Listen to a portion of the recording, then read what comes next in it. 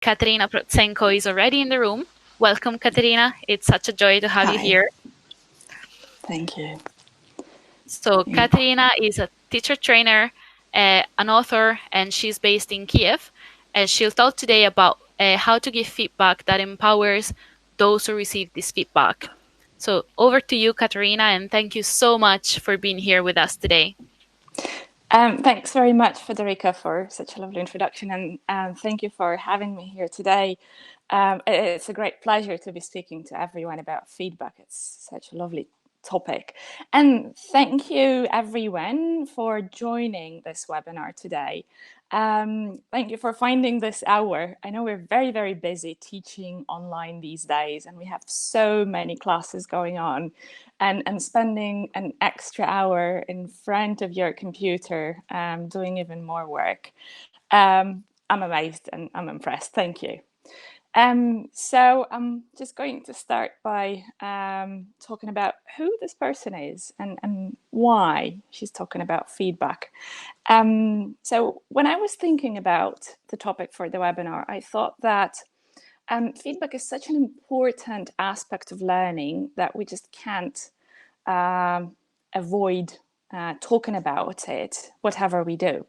And I work on Celta and Delta courses here at Grade in Kiev, and also on a lot of other courses abroad. And as you may know, that feedback is an integral part of those courses. And I have to give feedback on a day-to-day basis, including simple observations of the teachers who work here. But that's not the reason why I chose to talk about feedback. The reason is that I myself have received feedback on so many occasions in life. I've counted and I've taken 11 professional development courses, which entailed receiving feedback on my lessons or on my performance or written work. And feedback has been different. It has been positive, negative, helpful, not very helpful. But I've learned a lot from every single piece of feedback I've received. And so here I am talking about feedback today. When I was preparing for this and actually just reading for pleasure, I came across this lovely book by Anders Ericsson. That's Peak. And by the way, you're going to get links to all the books and all the websites which I used when preparing for this webinar. Everything is going to be on the final slide. So don't worry about the links, and you will also receive my slides along with the certificate. So back to the book. In his book, Peak, Anders Ericsson talks about how novices become professionals and how we learn to be professionals. And there's been a lot of research which has shown that a person needs 10,000 hours of repetition or practice, which will take them to the level of professionals. And they've observed chess players, tennis players, cello players. And there's been a particular aspect of the research in which they looked at 13 musicians who were training to be professionals. And the big difference is that those who did not end up being really good musicians had received around 6,000 hours of practice, while those who did become really good musicians trained for around 10,000 hours.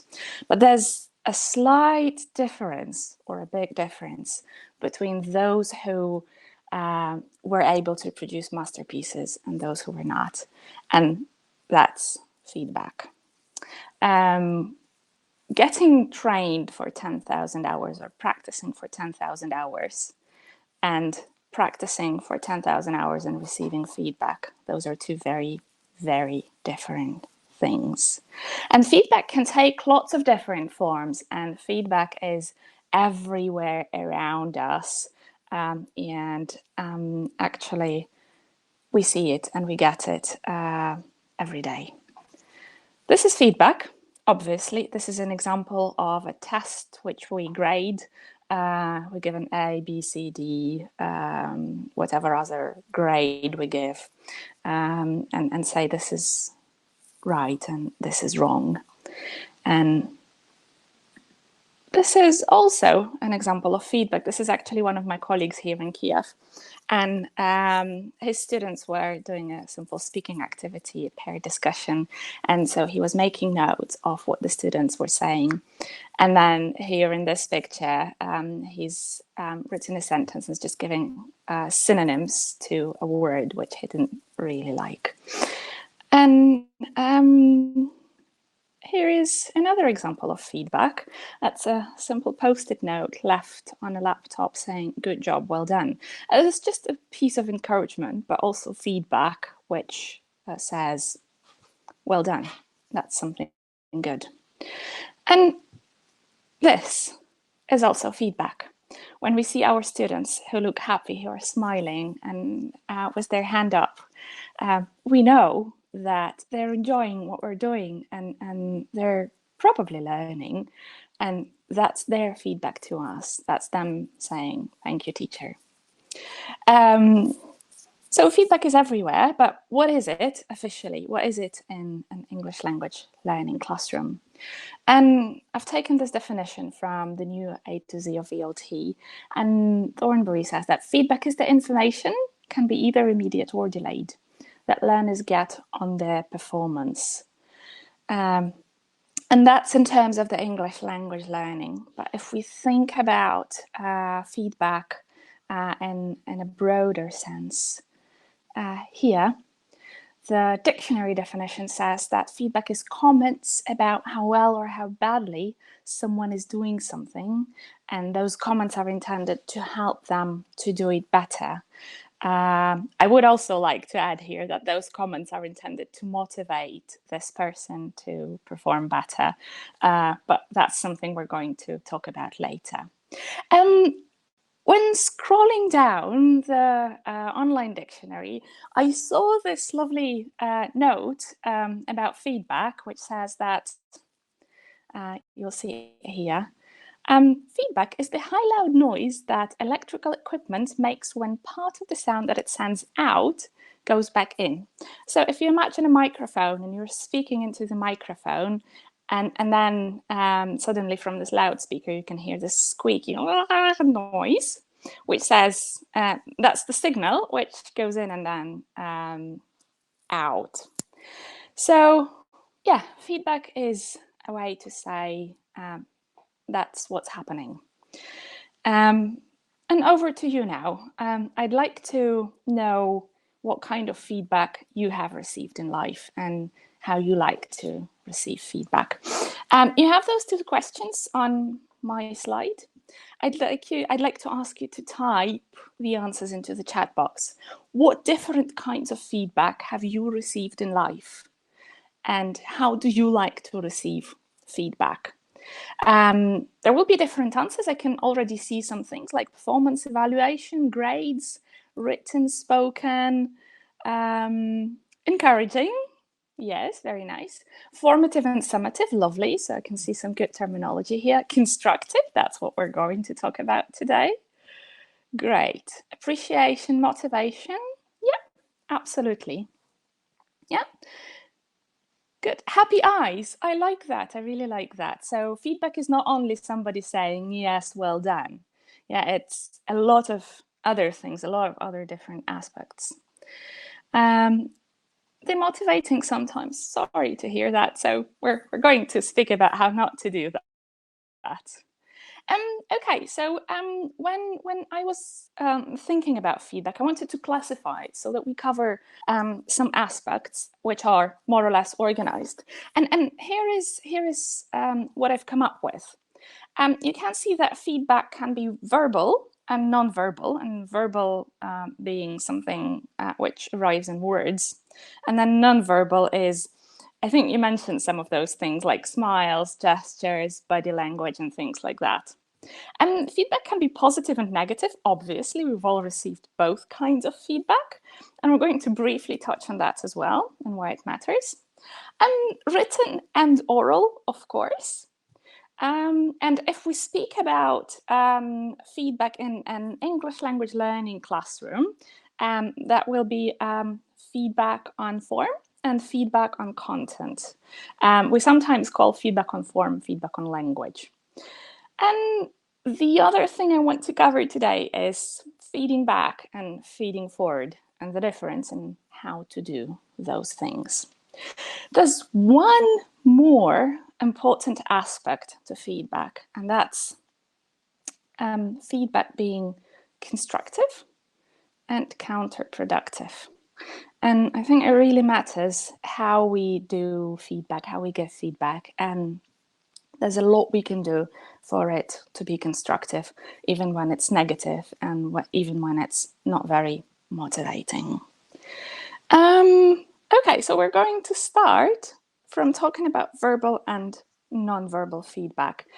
And it's easy to think about that. We often say good, well done, good job, and other things, both in a face-to-face classroom and in an online classroom.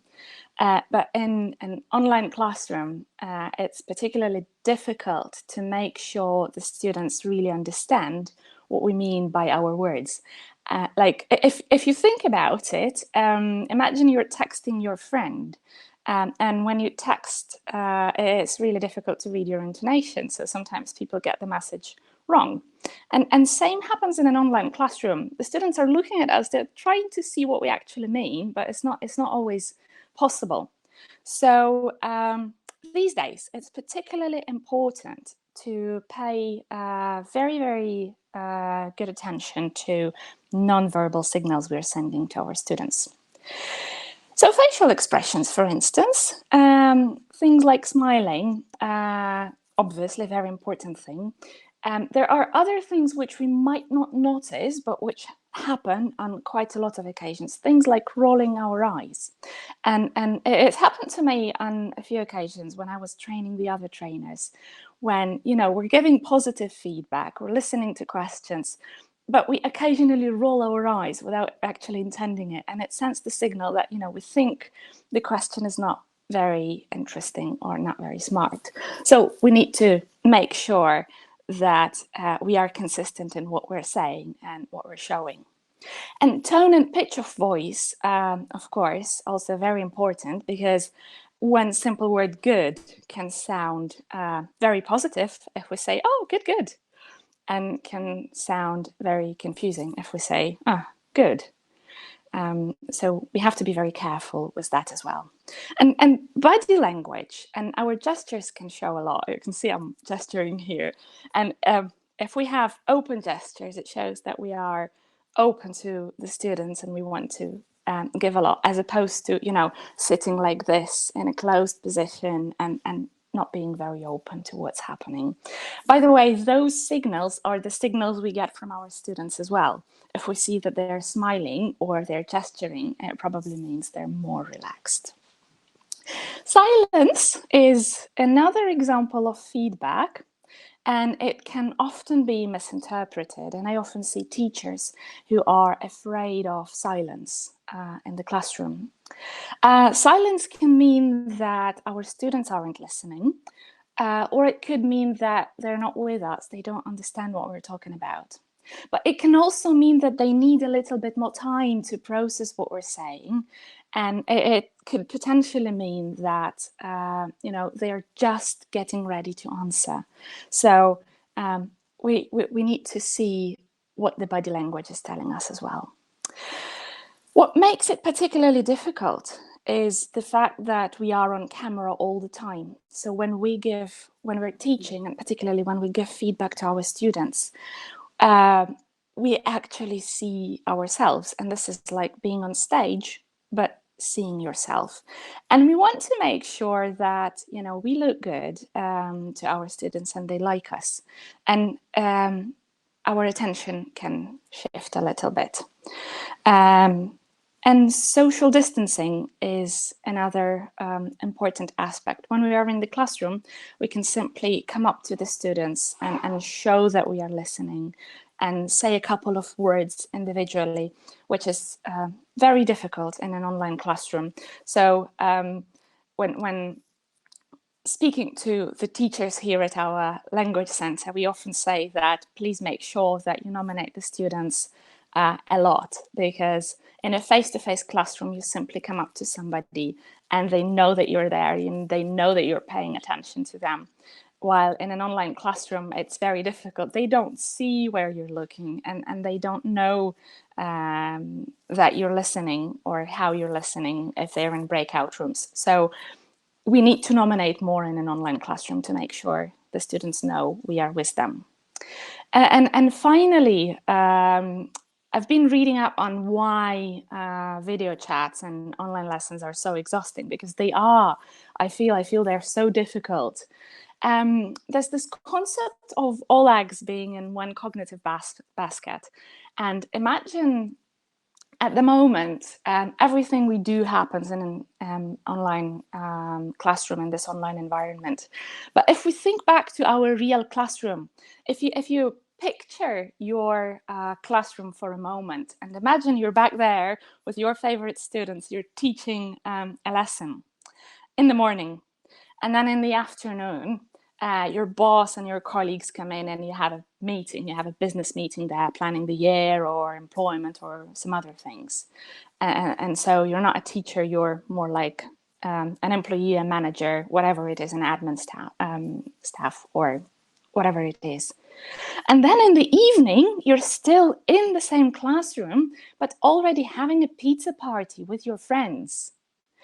That's a little weird. And that kind of shifts a lot of focus.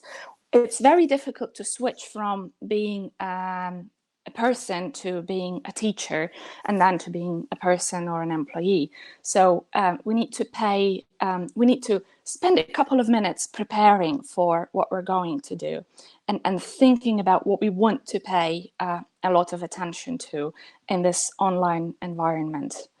And if we can relax a little bit and look into lots of various places when we're having a meeting with our friends, if it's something social, we have to be particularly careful to make sure we're with the students in the lesson, because this is our nonverbal feedback to them. Why is this important? I've done a little bit of research into that, and you can see a link to a lovely article which says that delays on phone or conferencing systems, slight delays of 1.2 seconds, make people perceive the responder as less friendly or less focused, and that kind of kills it. It kills the rapport we want to establish with the students. So if you think about it, we say something, or our students say something, and it takes us 1.2. It takes it 1.2 seconds to arrive to us, into our ears, and then we react to that and we respond, but it takes 1.2 seconds for it to arrive to into the students' ears. So that's about 3 seconds already. 3 seconds of silence, a little bit awkward, and there's a lot of evidence that it kind of makes the students feel left out, and we need to be very careful with that. So a lot of people will argue that paying a lot of attention to body language and smiling and being overly positive and encouraging can be counterproductive and shouldn't be done, especially if you're a young learners teacher. And a lot of my young learners teachers will argue with me and say, no, we don't do that. There's this lovely concept of no smile until Christmas, where we say that we should be entering the classroom in September, being very strict, poker face, and trying to keep good classroom management. And then gradually we relax and start smiling. I don't think that's true, unfortunately. It doesn't really help us establish the rapport with the students. And again, maybe it's just my brain that looks for evidence of the things I like, but there's a lot of reading and a lot of videos which prove that we need to be very positive with our students to win them And this TED Talk, which I particularly like, it's by Rita Pearson, who talks about kids who need their heroes. And she says her main point is that kids don't learn from the people they don't like. And there's a lot of evidence for that. In psychology, we say that when we meet a person who we like, we start uh, acting like this person. So we might pick up some gestures from them. Our gestures will change. Music is another example. We start listening to the music they like. And also we pick up some words from them because we want to, lessen this social distance. And the same thing happens in class. When the students really like their teachers, they start acting like their teachers. They pick up the gestures, they want to read the same books, and they pick up the language from the teacher.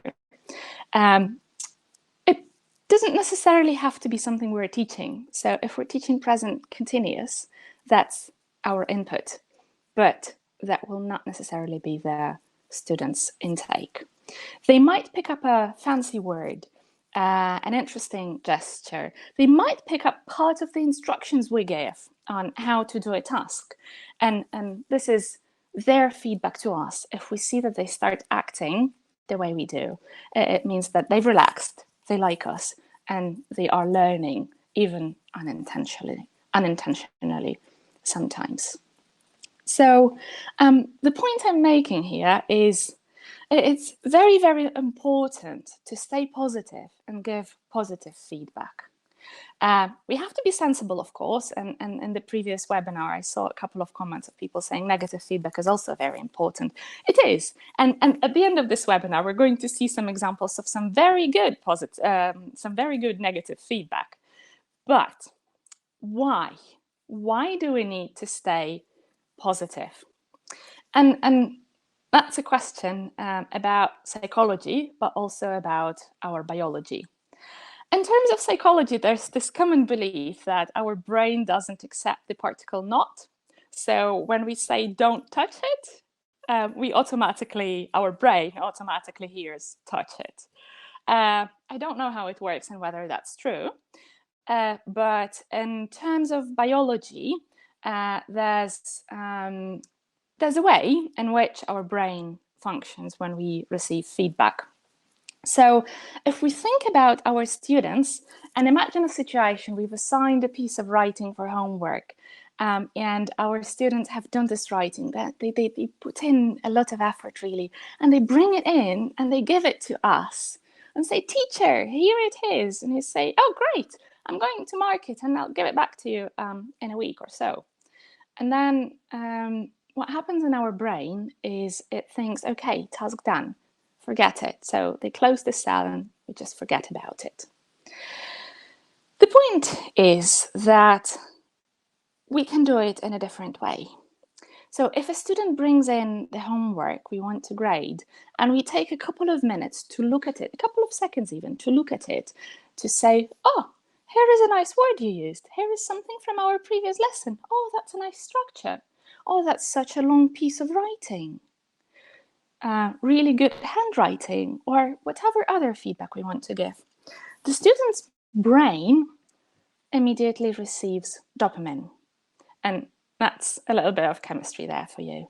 So our brains receive dopamine when we receive immediate feedback on our performance.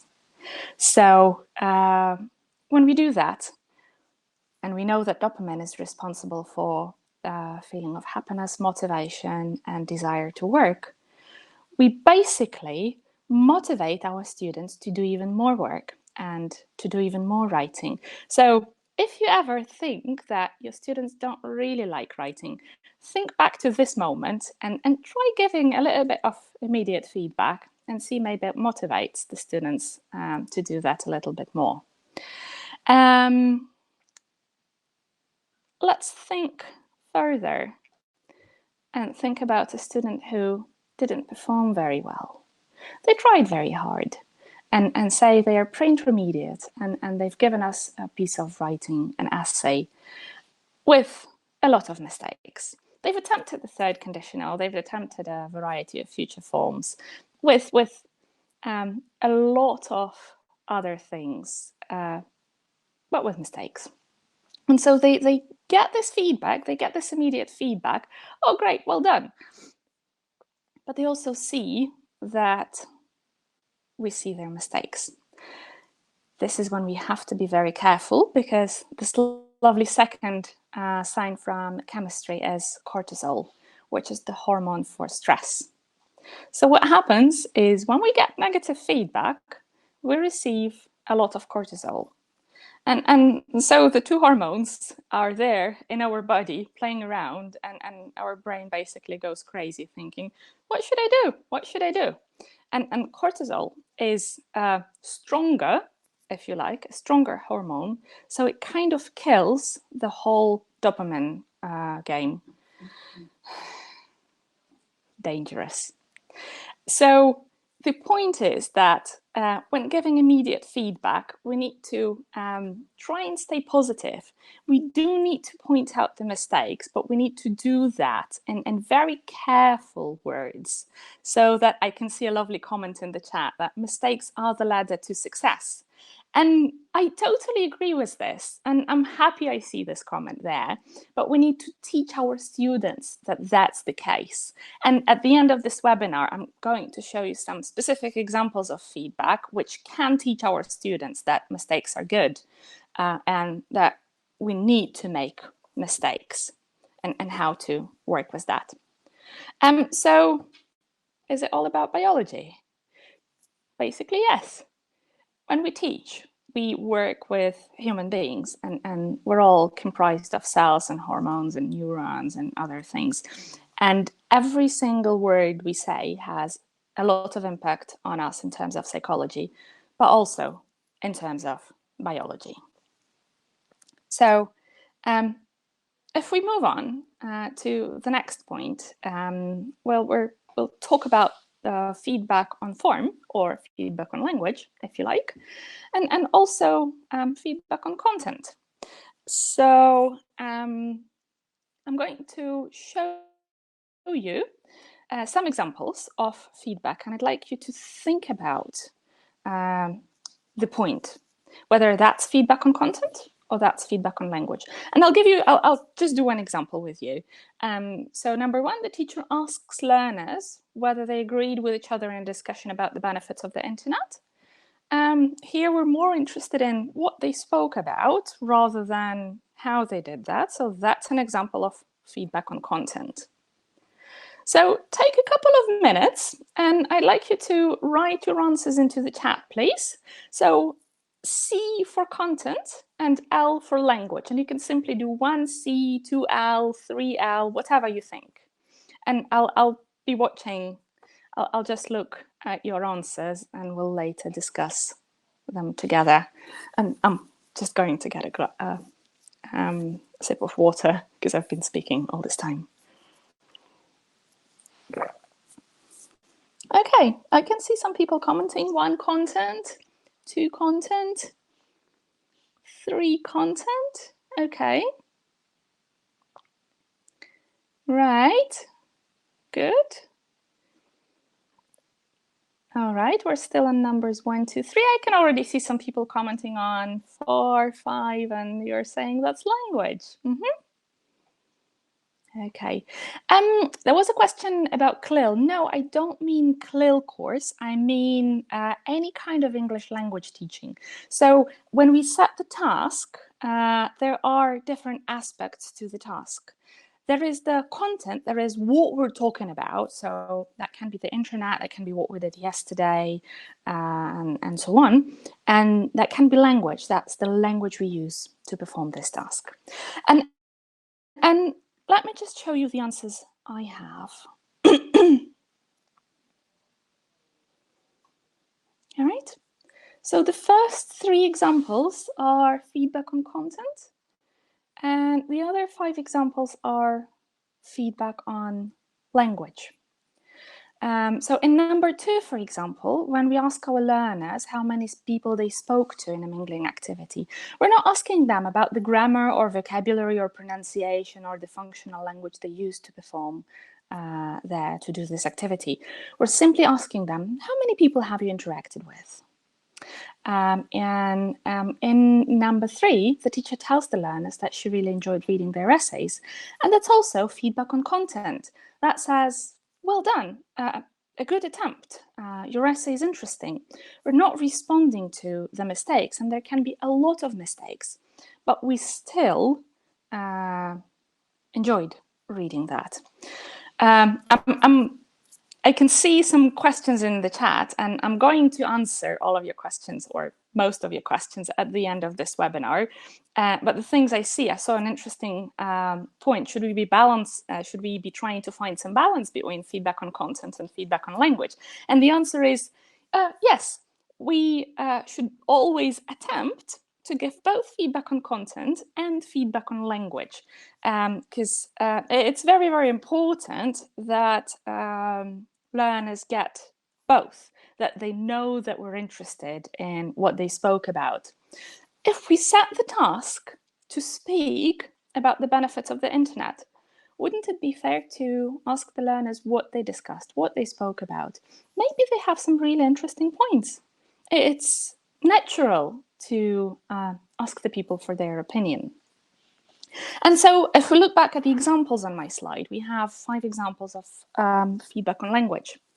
And if you look at numbers 4 and 5, yeah, a handout was answers to gapful exercise and the tense that the teacher has used in her story. Those are obviously examples of, well, number 4 could be an example of vocabulary exercise, but most probably grammar.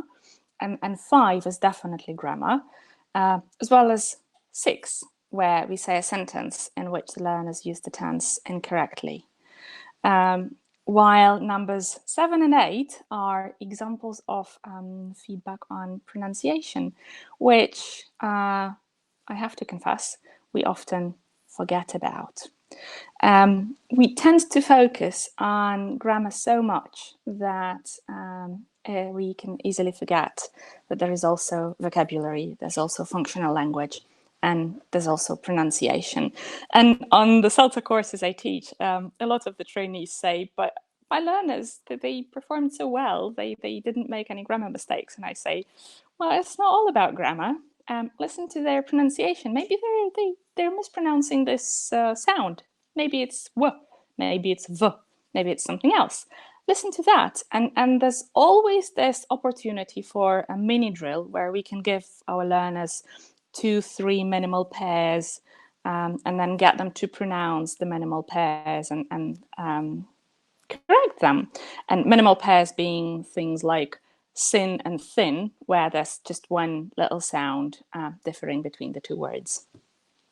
And there should be some balance. There should be a variety of things we give feedback on.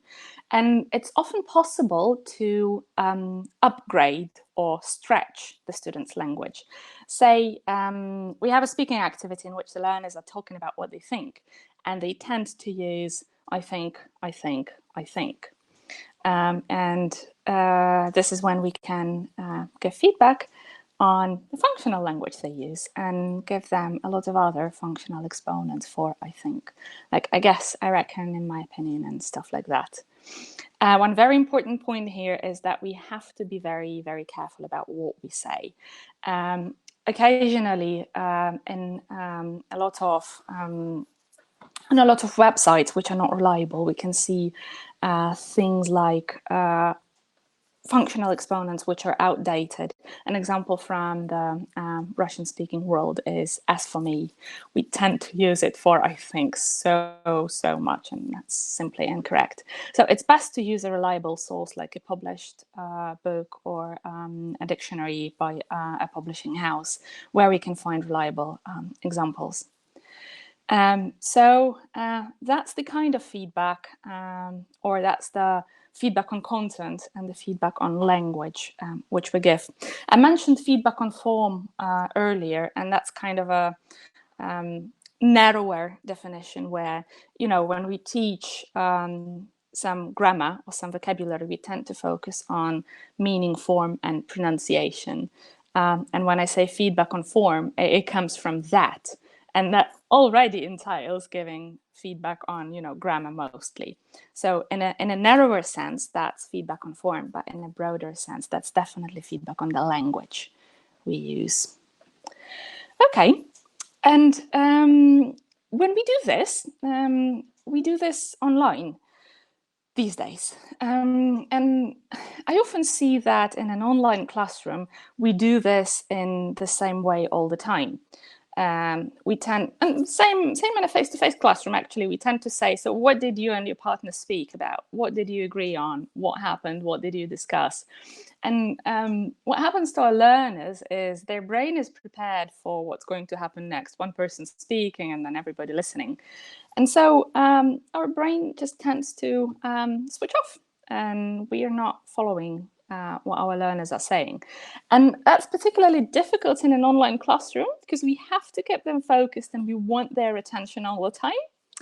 And I've seen a couple of really nice examples of how we can ask our learners, what did you and your partner speak about, in a nice way.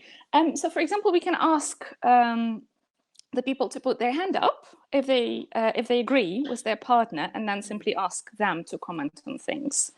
A simple way of doing that, a more sophisticated or a more interesting way, is we can ask them to put up a piece of color paper or a marker of specific color.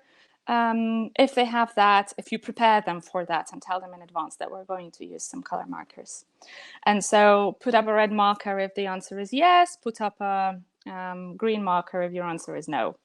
If we're learning objects like classroom objects with young learners, yeah, we can say put up a pen if it's a yes, put up a ruler if it's a no. Simply ask them to send yes into the chat, which I'm sure we all do. And also, we can ask our learners to switch off their cameras. I've seen that once and it worked really nicely. But I must say we have to be very, very careful here, because when we say switch off your cameras, chances are they will never switch them on again. So we have to actually make sure they do that in the end. And we can also ask learners to gesture. So like, do this if the answer is yes, or show whatever we want them to show this, like this, whatever. There's lots of different things we can do. I've been reading Facebook posts by different teachers, and I've seen some really nice ideas. One teacher reported that he's observed a lesson in which the students were learning,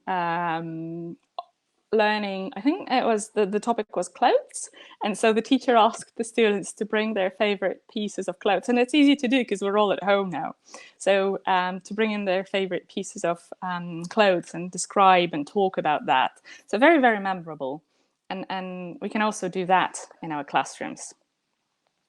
And when we think about feedback on content, and there was this question, how do we balance feedback on content and feedback on language?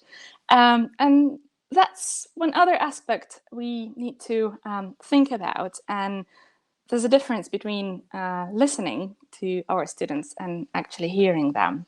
And we're going to think about the difference just in a minute, but first I'd like you to look at a dialogue. It's an example of some interaction between a teacher and a student. And there's a problem. The student makes a mistake. But in terms of teaching, in terms of the methodology, what is the problem? So have a look at the dialogue and send your answers into the chat, please. But first, just read what is there.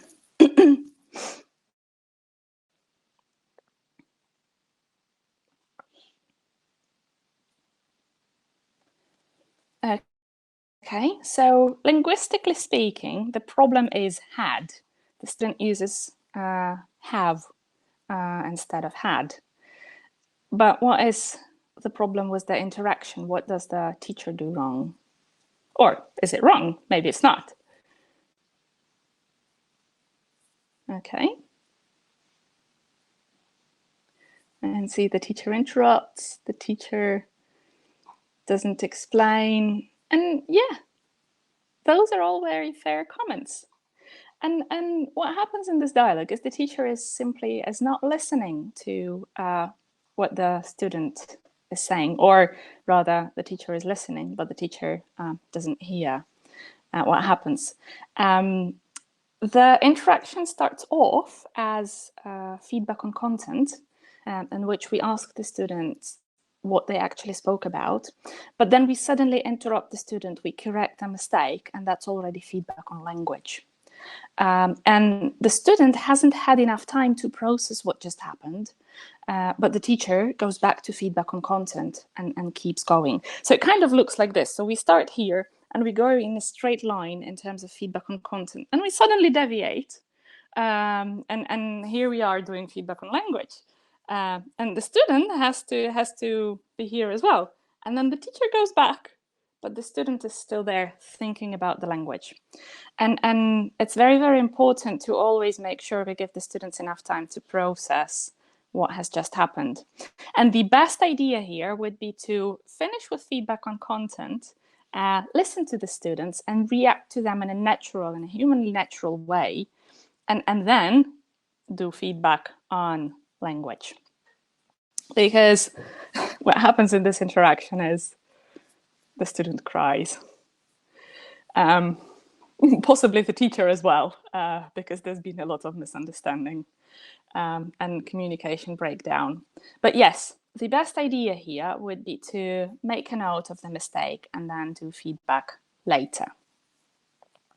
Remember, earlier I said that if we receive feedback, our brain sends dopamine, or our body sends dopamine, gets dopamine. Don't know how it works in terms of biology, but there we are with this hormone. But then we know that something is wrong, and then we get cortisol, which is not a very good mixture. So the difference between hearing and listening, where hearing is the process in which we think about ourselves, and listening is the action in which we're focusing on what's being said, and the learners know that we're going to respond. There's this common picture which I see on the internet, and that's basically listening to. I don't remember the way it goes, but it's the distinction between listening because we want to think about what to say, and listening because we really want to listen to our partner or what the person is saying. And there's a big difference, because listening because we want to say something in response is hearing, and listening because we want to listen is the actual act of listening. So many words here. But yeah, as teachers, it's very important for us. And that's another thing which helps us establish the rapport. If we listen to our students and we know that this student has two children, this student is a graphic designer, and this student likes coffee and goes to this particular coffee shop every day, it's nice. It's just humanly nice to know that somebody's interested in our life. And it helps. It really helps with the rapport. And if we move on, there's this point of feeding back and feeding forward, which I also wanted to focus on. And this also comes from electrical engineering, which I mentioned earlier, and the thing about microphones. But feeding back and feeding forward in terms of the English language classroom is talking about what happened and talking about what should happen so that we learn or we progress. So there are three basic questions to feeding forward, and they are: where am I going? How am I doing? And what should I do next? And those are the questions which we ask our students, and our students basically ask themselves and ask us. And feeding forward is doing something or thinking about something before it happens. And some examples could include marking drafts of essays submitted midterm. So say we give our students a project to complete, they have to, for instance, describe their room and draw a picture of their room. And they do a draft and they bring it in, and we see that articles are all over the place and prepositions are missing and some things.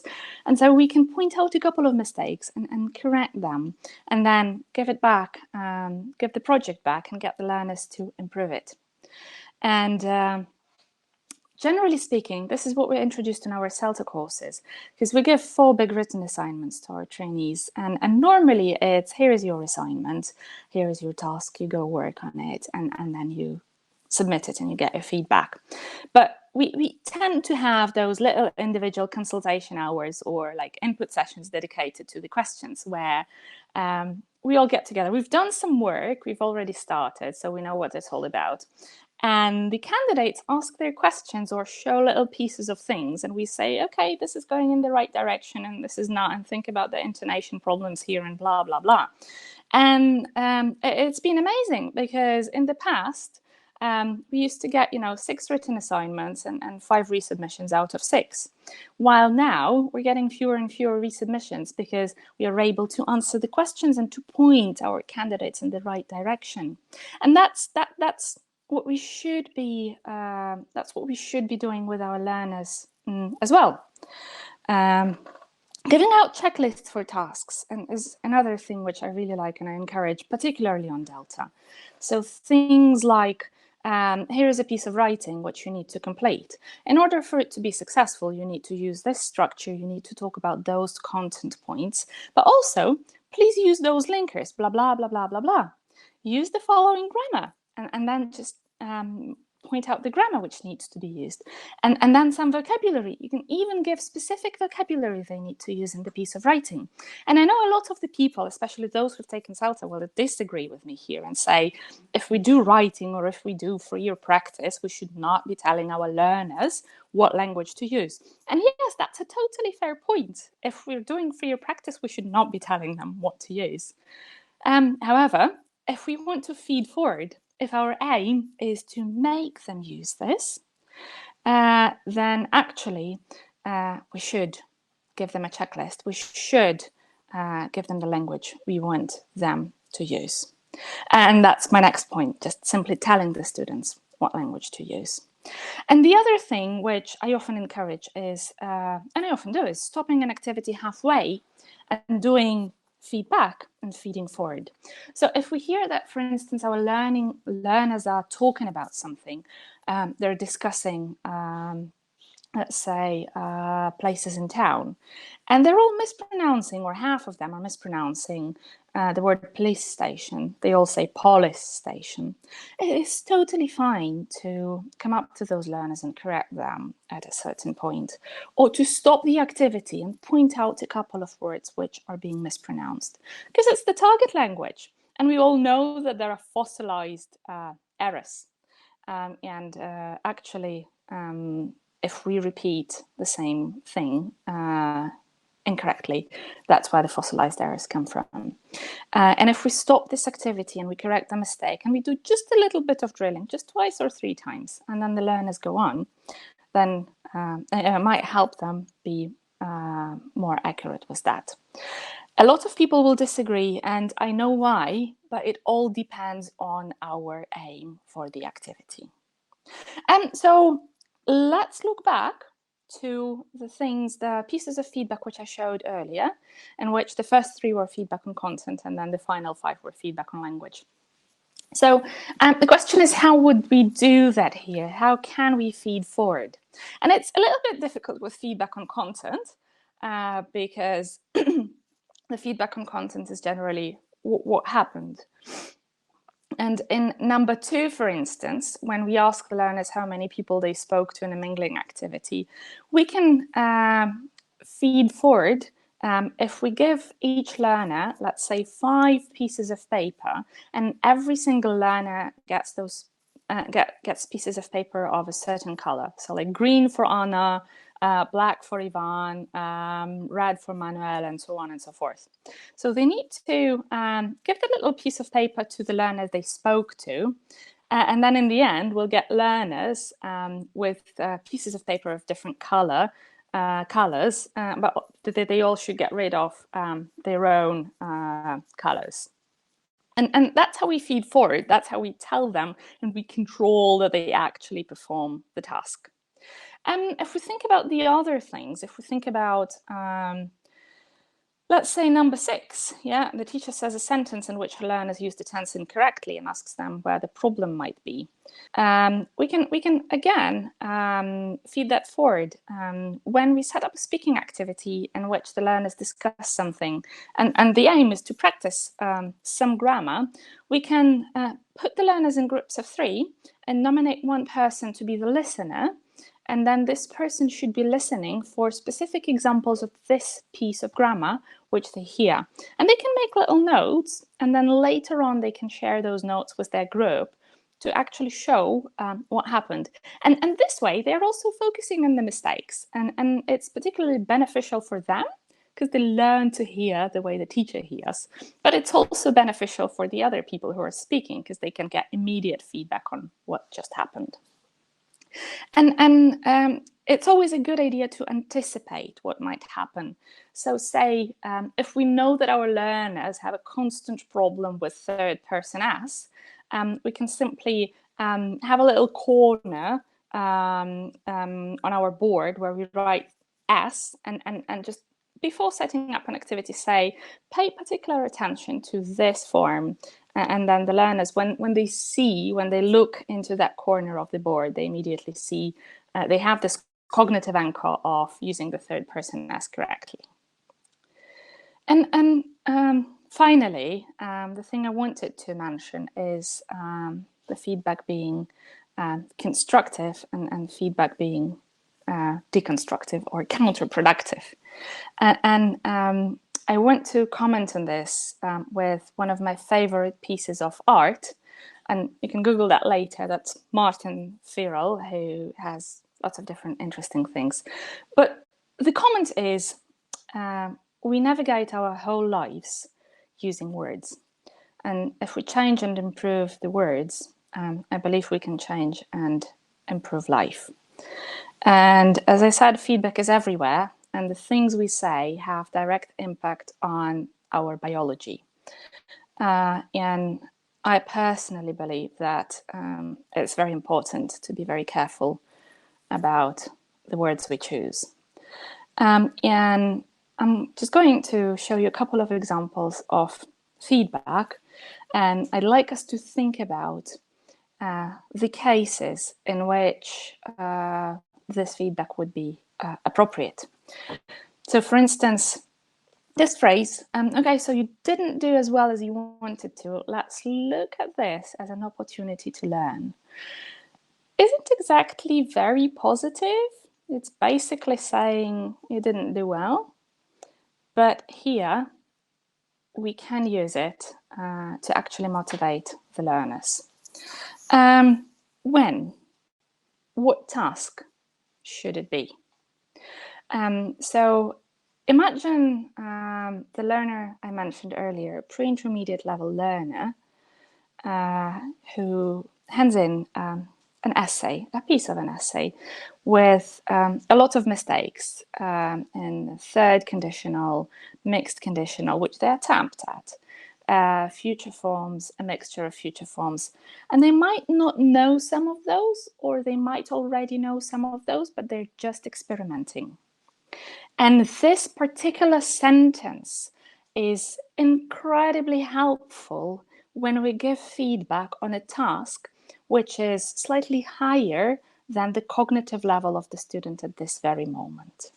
So this kind of feedback which is not very positive, which says you didn't do very well, but let's look at this as an opportunity to learn, is very appropriate when the task is particularly difficult.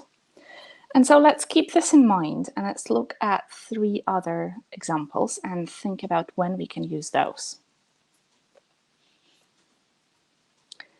So here they are. And if we see, here are some strategies to figure this out. Is another thing which is not particularly positive. It basically says, you need more help. And that's another example of the feedback we can give on a task that's difficult and where the learners are struggling. And down there you can see a link, and that's a link to a lovely handout where you will see lots of other sentences which are which are all used to give feedback on different things. So like the first two here in my example are the sentences which we would say in response to a very difficult task where the learners struggle. And this way they won't be demotivated, because it wouldn't be very fair to say, okay, you did well here. Obviously they didn't. They made a lot of mistakes. And we want our feedback to still be valuable to the learners. I often give this example of a class in which a teacher shows a picture of a famous actor, say Brad Pitt, and says, "Who is this person?" And the students happily shout out, "Oh, Brad Pitt, Brad Pitt!" And they say, "Yes, great, excellent." What's great about it? It's simply knowing a face, which has nothing to do with the English language teaching. So when we say yes, great, in response to that thing, how valuable is our grade when we say it in response to a well-written essay? So again, let's be careful about the choice of words. And if we look at the third example on the slide, your hard work is clearly evident in your project or your essay. This is where we say, okay, you've made some mistakes, that's fine, but you're learning, and we see that you're learning. And if we combine the two, if I say your hard work is clearly evident in this project, and here are some more strategies to figure this out, this doesn't sound that negative. So that's what we can do. And there's this fourth example, which I find particularly interesting, where we say you're ready for something more difficult. And this is a tricky piece of feedback, because here we're basically saying you didn't really choose something that's at your level. Here we're saying, hey, my dear, you chose a task that's easy. You can do a lot better. And in a lot of cases, the students do that. They choose a simpler task, and they don't want to experiment with the language. And we really want to encourage them to do that.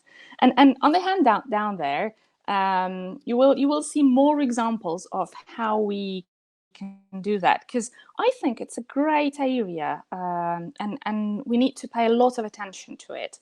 I'm sure you've heard of the mindset and the two mindsets, being fixed mindset and growth mindset, where fixed mindset is, I believe this is how I can do it, and I believe I cannot swim or whatever. And the growth mindset being, I believe I cannot do it yet. And there's lovely TED Talks by Angela Lee Duckworth, and there's a book about mindset. So if you have the time and energy, it's definitely worth reading, and definitely an interesting read. So to sum up, and you'll get the links to those at the end of the webinar on my slides. So to summarize, a few final notes on feedback. It should be easily understandable. Our learners should understand what we mean. Is it feedback on content? Is it feedback on language? What are we doing there? Feedback should be constructive and motivating. It doesn't mean it should not be negative. It should be negative sometimes. If the task is too difficult and the learners are struggling, it's okay to say you're struggling, but to motivate them to struggle more, but to learn more. Feedback should be timely. Let's remember that the amount of hormones we receive depends on when we give feedback, or when we get feedback. Feedback should be memorable. Like I said, if we use this little corner of the board to point out the third person as, it creates a cognitive anchor. I still remember one of the teachers who I worked with ages ago, who had this little funny thing for third person as. So whenever the students made this mistake, he made a very funny face. and started running to the window and saying, oh, if I ever hear this mistake again, I'm just going to jump out of that window. And it's really funny. But after 3 or 4 times, our brain remembers that this is what's going to happen. And when you start to see, when the teacher starts that phase, you understand that you've made this mistake. And with time, it stays with us. We memorize that we shouldn't be saying this or that. Feedback should tell the learners how to do things correctly. So we should basically be feeding forward. We shouldn't just be saying, that's wrong, that's not how we should do it. But we should help them grow. We should tell them how to do things. And feedback should be accurate. Let's remember that there's a lot of things, there's a lot of fossilized errors which come from no feedback or wrong feedback. And finally, feedback should be empowering, because I want to go back to one slide here and show you my favorite quote again. We navigate our whole lives using words. And let's change and improve the words. And I believe we can change and improve life in learning and in all other aspects of life as well. The way we speak to our friends, our relatives, our family, if we're careful about our choice of words, things will be much better. And I think it's time for me to finish. And a lot of people are saying, I have to go, I have to go. And I'm sorry I'm taking up so much of your time. But I'm just going to pull up a slide with my contact details. And that's my email, kp@grade.ua. If you have any questions or any comments, or if you need anything, please do send me an email and I'll be very happy to respond to that. And you will also get the slides, and Federica will talk about that in a minute, I think. But I just want to take this minute to say a huge thank you to everyone who joined this webinar today. Thanks for spending your time here with me. Thank you for finding this hour. And thank you for all the comments. I've been looking into the chat, trying to see what's happening there, and a lot of interesting discussions. And that's really motivating and inspiring for me as a trainer. So thank you very much. And also, thank you, Federica, for helping me out with this webinar. And a special thank you to Mike Riley, who invited me to do this webinar. And Thank Federica, you. over to you, I think. Thank you so much to you, Kateryna, for a great session. It was Thank you. absolutely amazing, and I'm getting some great feedback already. Speaking of, you saw the comments in the chat box. People are Yeah. absolutely enthusiastic. So thank you so much. I think if you have just Thank one you. last minute, we got some questions from the Yes. live on Facebook, the live stream on Facebook. So a teacher asked, Oh, sure. what are the So what are the Yeah. implications in teaching of delayed or instant feedback? Okay, so on CELTA we have specific rules for when we should do immediate or instant feedback and when we should do delayed feedback. And we say that if it's controlled practice, if it's drilling, we should do immediate feedback. If there is a communication breakdown, we should do immediate feedback. Or if it's something that's very, very common or fossilized, then definitely it could be an opportunity for immediate feedback. However, if it's a fluency activity, then we should do delayed feedback. But like I said in this webinar, it all depends. If our aim is to make our students actually use this language in this activity, even if it's for your practice, then we can break those rules. We have to be sensible there and break those rules and actually get the students to use this language. Great, thank you. Another question that came up was, should there be different feedback when it comes to teaching different levels? So does feedback change if levels change? Wow. That's a very good question. Well, feedback will definitely change as the level gets higher, because at lower levels, especially beginner levels, a lot of the feedback is nonverbal. And there's this danger that, we do quite a lot of that at lower levels, but don't do a lot of that at higher levels. I think, yes, feedback should change as the level gets higher, because this is our opportunity to give our students more.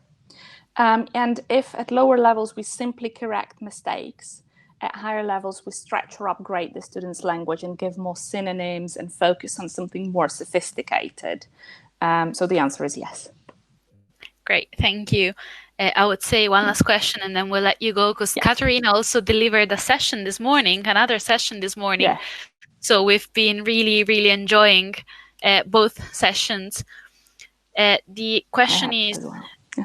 thank you, that's great. I'm sure people have been enjoying them as well. So the question is, should there be a balance between grades or marks and feedback, and how to find a good balance between these two factors? Oh, again, a very good question. And I think, I mean, I don't think there is a definite answer there. Grades are good and grades are important, but I personally see them as a management tool, and not just classroom management, but learning management, and especially from the point of view of school management, where we take you to the next level if you pass this test. I think feedback should be happening all the time and should take a lot of different forms, both formal and informal feedback should be happening there.